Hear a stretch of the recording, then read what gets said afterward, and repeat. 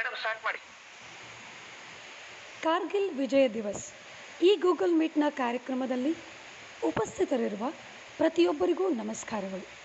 ಸಾಂಕೇತಿಕವಾಗಿ ತಮ್ಮನ್ನು ಸ್ವಾಗತಿಸ್ತಾ ತಮಗೆಲ್ಲರಿಗೂ ಕಾರ್ಗಿಲ್ ವಿಜಯ ದಿವಸದ ಶುಭಾಶಯಗಳನ್ನು ಹೇಳ್ತೇನೆ. ರಾಷ್ಟ್ರೀಯ ಸೇವಾ ಯೋಜನಾ ಘಟಕ, ಸರ್ಕಾರಿ ಪ್ರಥಮ ದರ್ಜೆ college Bhatkal, rotary club of Kundapur riverside ಮತ್ತು rotary club of Siddapura Hosangadi, rotary district 3182 zone 1 ಇವರ ಸಂಯುಕ್ತ ಆಶ್ರಯದಲ್ಲಿ ಕಾರ್ಗಿಲ್ ವಿಜಯ ದಿವಸ್ ಕಾರ್ಯಕ್ರಮವನ್ನು ಹಮ್ಮಿಕೊಂಡಿದ್ದೇವೆ. ಸತ್ಯವೆಂಬುದೇನು ಸೈನಿಕನ ಜೀವನದಿ, ಕತ್ತಿಯವನಿಗೆ ಸತ್ಯವದರಿಂದೇ ಧರ್ಮ, ಭುಕ್ತಿ ಸುಪ್ತಿಗಳ ವಿಭವಂಗಳವನಿಗೆ ಮಿಥ್ಯೆ, ಸಾರ್ಥಕತೆಯಿಂ ಸತ್ಯ Mankutimma. What is the meaning of truth in the life of a soldier?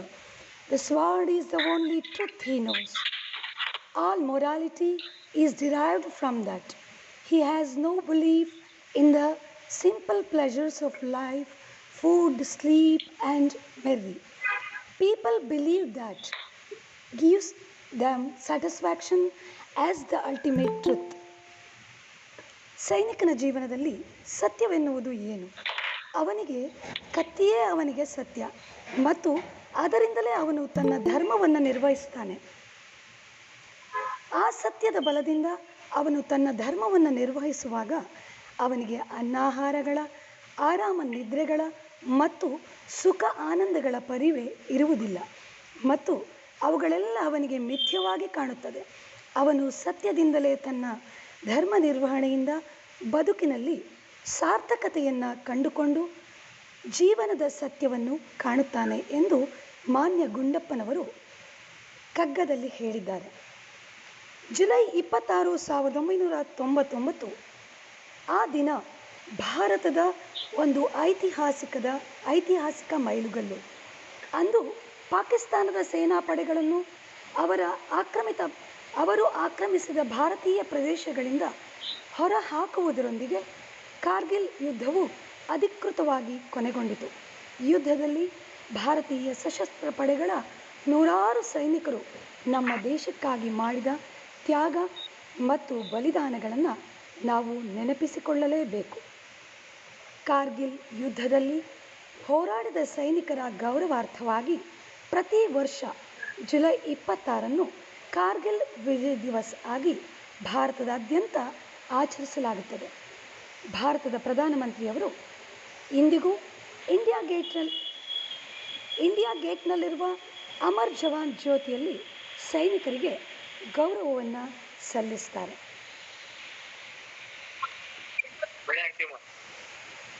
Kargil ಪ್ರದೇಶವನ್ನು ಭೌತಿಕವಾಗಿ ತಿಳಿದದ್ದಷ್ಟೇ ಅಲ್ಲ, ಭೌತಿಕವಾಗಿ ಅಲ್ಲಿಗೆ ಭೇಟಿ ನೀಡಿ ಅಲ್ಲಿನ ಪ್ರಸ್ತುತ ಅನುಭವಗಳನ್ನು ಪಡೆದ ಡಾಕ್ಟರ್ ಮಂಜುಳಾ ವಿ, ಮುಖ್ಯಸ್ಥರು, ಕನ್ನಡ ವಿಭಾಗ, ಸರ್ಕಾರಿ ಪ್ರಥಮ ದರ್ಜೆ ಕಾಲೇಜು ಭಟ್ಕಳ ಇವರು ಈ ಕಾರ್ಯಕ್ರಮದ ಗಣ್ಯರನ್ನು ಸ್ವಾಗತಿಸಬೇಕಾಗಿ ನಾನು ಅವರಲ್ಲಿ ವಿನಂತಿಸಿಕೊಳ್ತೇನೆ. Thank you Vaishali madam. ಕೇಳಿಸ್ತಿದ್ಯಾ? ಕೇಳಿಸ್ತಾ ಇದೆ. ಹಲೋ. ಎಲ್ಲರಿಗೂ ನಮಸ್ಕಾರ. ಈ ದಿನ ನಮ್ಮ ಭಾರತೀಯರೆಲ್ಲರಿಗೂ ಕೂಡ ಬಹಳ ಭಾವನಾತ್ಮಕ ದಿನ. ಇಂದಿಗೆ ಕಾರ್ಗಿಲ್ ಯುದ್ಧದಲ್ಲಿ ವಿಜಯ ಸಾಧಿಸಿ 25 ವರ್ಷಗಳನ್ನು ನಾವು ಕಳೆದಿದ್ದೇವೆ. ಹಾಗಾಗಿ ಇದು ಒಂದು ಕಡೆ ವಿಜಯದ ಸಂತೋಷವನ್ನ ನೆನಪಿಸಿದ್ರೆ ಇನ್ನೊಂದೆಡೆ ನಮಗಾಗಿ ಮಡಿದವರ ನೆನಪು ನಮ್ಗೆ ದುಃಖವನ್ನ ಉಂಟು ಮಾಡುತ್ತೆ. ಹಾಗಾಗಿ ಸಿಹಿ ಕಹಿಗಳ ಭಾವನೆಗಳನ್ನ ಸಂಭ್ರಮಿಸುತ್ತಾ ಈ ದಿನವನ್ನ ನಾವು ಆಚರಿಸಬೇಕಾಗಿದೆ. ದೇಶಕ್ಕಾಗಿ ತ್ಯಾಗ ಮಾಡಿದವರ ನೆನಪನ್ನ ನಾವು ಈ ರೀತಿಯಲ್ಲಿ ಆಚರಿಸೋದಕ್ಕೆ ಇಲ್ಲಿ ಸೇರಿದ್ದೀವಿ. ಇಲ್ಲಿ ಸೇರಿರುವ ಎಲ್ಲರನ್ನೂ ಕೂಡ ಸ್ವಾಗತಿಸುವ ಅವಕಾಶ ನನಗೆ ಕೊಟ್ಟಿರೋದು ತುಂಬಾ ಅದೃಷ್ಟದ ವಿಚಾರ ಅಂತ ಭಾವಿಸ್ತಾ ನನ್ನ ಸ್ವಾಗತದ ಮಾತುಗಳನ್ನ ಮುಂದುವರಿಸುತ್ತೇನೆ. ಮೊದಲಿಗೆ ಈ ಕಾರ್ಯಕ್ರಮಕ್ಕೆ ಮುಖ್ಯ ಅತಿಥಿಗಳಾಗಿ ಆಗಮಿಸಿರುವ ಶ್ರೀ ಬೆಳ್ಳಾಲ ಗೋಪಿನಾಥ್ ರಾವ್ ಇವರನ್ನ ಕಾರ್ಯಕ್ರಮಕ್ಕೆ ಗೌರವ ಪೂರ್ವಕವಾಗಿ ಸ್ವಾಗತಿಸುತ್ತಾ ಸಭೆಗೆ ಅವರ ಕಿರುಪರಿಚಯವನ್ನ ಮಾಡಬಯಸುತ್ತೇನೆ. ಇವರು ಸಿವಿಲ್ ಇಂಜಿನಿಯರ್ ಆಗಿ ಮಿಲಿಟರಿಯಲ್ಲಿ 25 ವರ್ಷಗಳ ಸುದೀರ್ಘ ಸೇವೆಯನ್ನ ಭಾರತದಾದ್ಯಂತ ಸಲ್ಲಿಸಿರುತ್ತಾರೆ. ಕಾರ್ಗಿಲ್ ಕದನದಲ್ಲೂ ಕೂಡ ಇವರು ಭಾಗವಹಿಸಿದ್ದಾರೆ ಅಂತ ಹೇಳೋದಕ್ಕೆ ಬಹಳ ಹೆಮ್ಮೆ ಅನ್ಸುತ್ತೆ. ನಿವೃತ್ತಿಯ ನಂತರ ಇವರು ರಾಮಕೃಷ್ಣ ಮಿಷನ್ ಜೊತೆ ಕೈ ಜೋಡಿಸಿ ಸ್ವಚ್ಛ ಭಾರತ್ ಅಭಿಯಾನ್ ಯೋಜನೆಯ ಅಡಿ ಸ್ವಚ್ಛ ಮಂಗಳೂರು, ಸ್ವಚ್ಛ ಸೂರತ್ಕಲ್ನಂತಹ ಕಾರ್ಯಕ್ರಮಗಳಲ್ಲಿ ಸಕ್ರಿಯವಾಗಿ ಭಾಗವಹಿಸಲಿದ್ದು, ಸ್ವಚ್ಛ ಸೋಚ್ ವಿಚಾರ ಸಂಕಿರಣದಲ್ಲಿ ದಕ್ಷಿಣ ಕನ್ನಡ ಹಾಗೂ ಉಡುಪಿಯ 50 ಕಾಲೇಜುಗಳಲ್ಲಿ 15,000 ವಿದ್ಯಾರ್ಥಿಗಳಿಗೆ ಸಮಾಜ, ಪ್ರಕೃತಿ, ಪರಿಸರದ ಸ್ವಚ್ಛತೆಯ ಬಗೆಗಿನ ಅರಿವು ಮೂಡಿಸುತ್ತಿರುವುದು ಬಹಳ ಹೆಮ್ಮೆಯ ವಿಚಾರ ಅಂತ ಅನಿಸುತ್ತೆ. ಸ್ವಚ್ಛ ಮನಸ್ಸು ಕಾರ್ಯಕ್ರಮದಲ್ಲಿ ಕೂಡ ಸಂಪನ್ಮೂಲ ವ್ಯಕ್ತಿಯಾಗಿ ಭಾಗವಹಿಸ್ತಾ ಇದ್ದಾರೆ.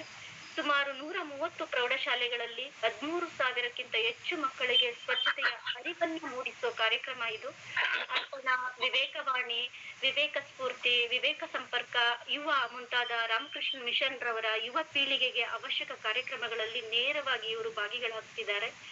ರಾಮಕೃಷ್ಣ ಆಶ್ರಮದ ಟ್ರಸ್ಟಿ ಮೆಂಬರ್ ಕೂಡ ಇವರಾಗಿದ್ದಾರೆ. ಇವರ ಸಮಾಜ ಸೇವೆಗೆ JCI ಸೂರತ್ಕಲ್ ಮತ್ತು ಮಂಜುನಾಥ ಫ್ರೆಂಡ್ಸ್ ಬಳಗ ಇವರನ್ನ ಸನ್ಮಾನಿಸಿದ್ದಾರೆ.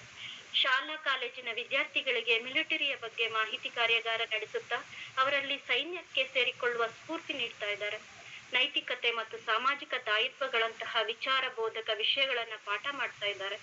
ಫೇಸ್ಬುಕ್ ನಲ್ಲಿ ಇವರು ಬರೀತಿದ್ದಂತಹ ತರ್ಲೆ ಟ್ಯಾಂಪ್ ಎನ್ನುವಂತಹ ಹಾಸ್ಯಲೇಖನಗಳು ಬಹಳ ಪ್ರಸಿದ್ಧವಾಗಿದ್ವು. ಈಗ ಅವು ಪುಸ್ತಕಗಳ ರೂಪದಲ್ಲೂ ಕೂಡ ಬಿಡುಗಡೆಯಾಗಿದೆ.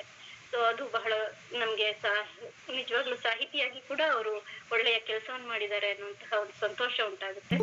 ಗೋವಿಂದಾಸ್ ಕಾಲೇಜು ಮತ್ತು ಆಕಾಶವಾಣಿ ಮಂಗಳೂರು ಇವರು ಕಾರ್ಗಿಲ್ ವಿಜಯ ದಿವಸ್ ಬಗ್ಗೆ ಇವರ ಸಂದರ್ಶನಗಳನ್ನ ಏರ್ಪಡಿಸಿದ್ವು. ಇಂತಹ ಸ್ಫೂರ್ತಿದಾಯಕ ವ್ಯಕ್ತಿತ್ವವೊಂದು, ಅನುಭವಿ ವ್ಯಕ್ತಿತ್ವವೊಂದು ಸಂಪನ್ಮೂಲ ವ್ಯಕ್ತಿಯಾಗಿ ಆಗಮಿಸಿರುವುದು ನಮ್ಗೆಲ್ಲರಿಗೂ ಸಂತೋಷದ ವಿಚಾರ. ಇವರನ್ನ ಮತ್ತೊಮ್ಮೆ ಮಗದೊಮ್ಮೆ ಈ ಕಾರ್ಯಕ್ರಮಕ್ಕೆ ಗೌರವ ಪೂರ್ವಕವಾಗಿ ಸ್ವಾಗತಿಸ್ತಾ ಇದ್ದೇನೆ.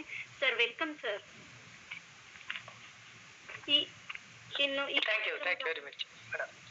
ಈ ಕಾರ್ಯಕ್ರಮದ ಅಧ್ಯಕ್ಷತೆಯನ್ನ ವಹಿಸಿರುವಂತಹ